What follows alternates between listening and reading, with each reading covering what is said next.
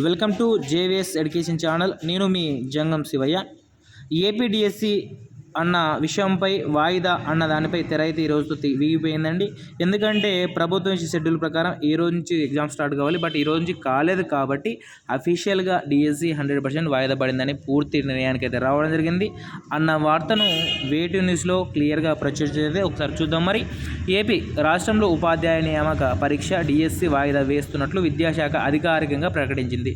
నేటి నుంచి పరీక్షలు జరగాల్సి ఉండగా ఎన్నికల నేపథ్యంలో వాయిదా పడ్డట్లు తెలిపింది. ఎలక్షన్ కమిషన్ నుంచి క్లియరెన్స్ వచ్చాక రిజల్ట్స్ షెడ్యూల్ ప్రకటిస్తామని పేర్కొంది.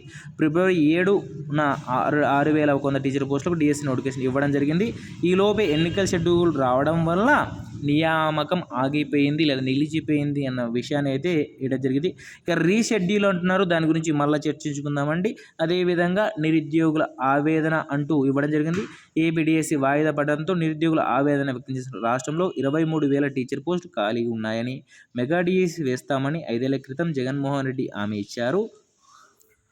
కానీ ఇప్పటి వరకు ఒక్క డిఎస్సి వేయలేదని ఫైర్ అవుతున్నారు. ఎన్నికల సమయంగా ఫిబ్రవరిలో 6,100 పోస్టులు డిఎస్సి నోటిఫికేషన్ ఇచ్చారని, ఈ నోటిఫికేషన్ కూడా ఇప్పుడు ఆగిపోయిందని నిరుద్యోగులు ఆవేదన వ్యక్తం చేస్తున్నారని ఇవ్వడం జరిగింది. దీనికి తోడు రీషెడ్యూల్ అనే విషయాన్ని అయితే చర్చించడం. రీషెడ్యూల్ గురించి మాట్లాడే ముందు ఇదే సమయంలో మనకు ప్రతిపక్ష నేత అయిన నారా చంద్రబాబు నాయుడు గారు ఒక హామీ ఇచ్చారండి. ఇక ఎన్నికల తర్వాత గెలిచిన తొలి సంతకము కూడా ఏపీ మెగా డిఎస్సి పైనే వేస్తానంటూ ఇవ్వడం ద్వారా నిరుద్యోగులు కొత్త ఉత్సాహం అయితే పొంగిపొర్లింది. ఈ ఉత్సాహం ద్వారా ఏం చేయాలంటే ఇప్పటి నుంచి అయినా సరే ఎవరైతే డిఎస్సికి ప్రిపేర్ అవుతూ ఉన్నారో అవ్వాలనుకున్నారో వాళ్ళందరూ కూడా బాగా ప్రిపేర్ కావాలని మరోసారి తెలియజేస్తూ ఇక మన చంద్రబాబు నాయుడు గారు ఏమన్నారు ఒకసారి వీడియో రూపంలో చూద్దాం. ఒకసారి డిఎస్సి మెగా డిఎస్సి తొలి రోజే పిలుస్తాను ఇప్పుడు అంటున్నాడు జగన్మోహన్ రెడ్డి. నేనేం చేశానంటున్నాడు. నేనేం చేశానో చరిత్ర ఒకసారి చూడు. నేను ముఖ్యమంత్రిగా ఉన్నప్పుడు 9 డిఎస్సీలు పిలిచా. నేను ఎన్టీ రామారావు గారు 3 డిఎస్సీలు పిలిచారు. అన్నంటే ఈ రాష్ట్రంలో 12 డిఎస్సీలు తెలుగుదేశం పార్టీ నిర్వహిస్తే జగన్మోహన్ రెడ్డి 5 ఏళ్లలో ఒక డిఎస్సీ పిలిచావా? నువ్వు పిలిచాడా అని అడుగుతున్నా. ఇచ్చాడా టీచర్ ఉద్యోగాలు మీకు? నేనేం చేశాను నీకు చెప్పాలనా? చెప్పడానికి సిద్ధంగా ఉన్నా.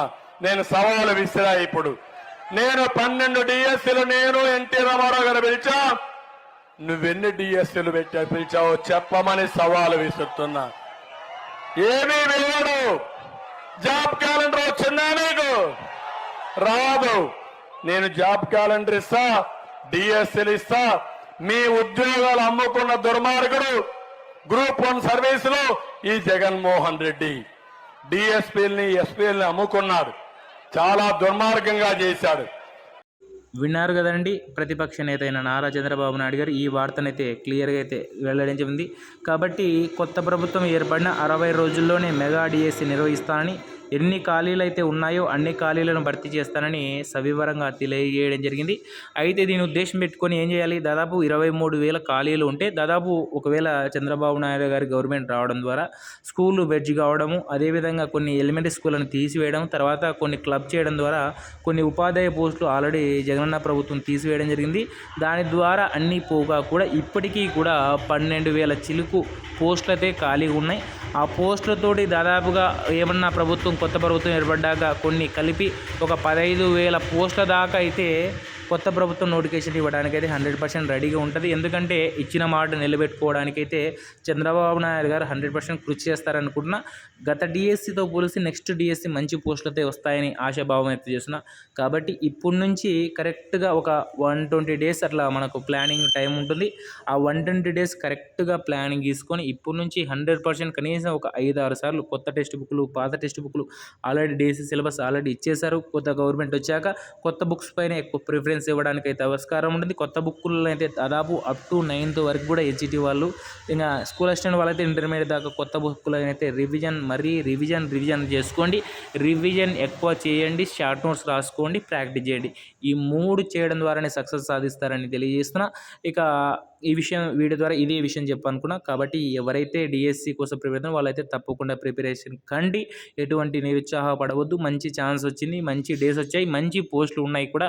ప్రతి జిల్లాలో కూడా మంచి పోస్టులు కనీసం 300 నుంచి 400 పోస్టులు పైచిలికే ఉంటాయని తెలియజేస్తున్నా. కాబట్టి మంచి ప్లాన్తో, మంచి షార్ట్ నోట్స్తో ప్రిపరేషన్ కావండి. ఇక మన ఛానల్ ద్వారా కూడా మంచి షార్ట్ నోట్స్ తోటి వీడియోస్ అయితే త్వరలోనే అప్లోడ్ చేస్తాను. అదేవిధంగా టెలిగ్రామ్లో కూడా అందరికీ యాక్సెసిబిలిటీ ఉంటుంది. ఆల్రెడీ 100% దాదాపు 180 క్విజ్జెస్ దాకా మన ఓన్గా చేయడం జరిగింది. ఆ 180 క్విజ్జెస్ కూడా అందరికీ యాక్సెసిబిలిటీ ఇచ్చాను. మీరు ఎప్పుడు టాపిక్ వైజ్గా రాసుకుంటామంటే అందరికీ ఫ్రీగానే యాక్సెస్ ఇచ్చానండి. దాదాపు 120 క్విజ్జెస్ ఉన్నాయి జేవీఎస్ ఎడ్యుకేషన్ ఛానల్లో. మీరు సెర్చ్ చేస్తే పబ్లిక్ ఛానల్ అండి, విఘ్నేష్ బొమ్మతో ఉంటుంది మన ఛానల్. ఆ ఛానల్లో ఉంటాయి వీడియోస్తో పాటు క్విజ్జెస్ కూడా ఫ్రీగా ఉంటాయి. ఎప్పుడు అయినా మీకు ఇష్టం వచ్చినప్పుడు ఒక టాపిక్ చదివారు, ఆ టాపిక్పై క్విజ్ ఉంది, వెళ్ళి రాసుకోండి, ఫ్రీగా ఉంటుంది. విఘ్నేషన్ బొమ్మ ఉంటుంది జేవీఎస్ ఎడ్యుకేషన్ ఛానల్. లేదనుకుంటే కూడా నా టెలిగ్రామ్లో హాయ్ సార్ నా క్విజ్జెస్ రాయాలనుకున్న లింక్ పెట్టండి అంటే కూడా మా టెలిగ్రామ్ ఛానల్ లింక్ పెడతా.